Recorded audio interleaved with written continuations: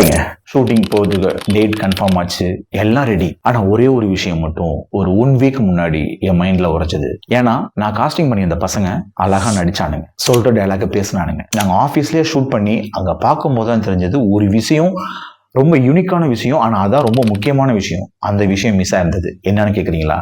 Slang. அப்போ என்னுடைய கதாபாத்திரம் வாழ்ற இடம் பார்த்தோம் அப்படின்னு north Madras, Chennai central area. அப்போ சென்னை சென்ட்ரல் ஏரியால எப்படி தமிழ் பேசுவாங்க, அதுக்குன்னு ஒரு பர்டிகுலர் ஸ்லாங் இருக்கு, அது உங்களுக்கே தெரியும். ஆடிஷன் பண்ணி எடுத்த பசங்க அந்த ஸ்லாங்குள்ள பேச மாட்டானுங்க.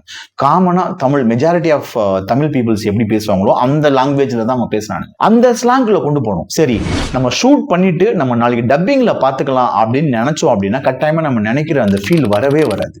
அப்போ நான் ஷூட்டிங்ல ஷூட் பண்ணும் போதே அந்த ஸ்லாங்கோட தான் அந்த பசங்களை வச்சு நான் ஷூட் பண்ணணும்னு ஆசைப்பட்டேன். அப்போ நீங்க படம் பார்க்கும்போது தெரியும் அந்த பசங்க எப்படி ஸ்லாங் பேசியிருக்கானுங்க அப்படின்னு. தேங்க்யூங்க.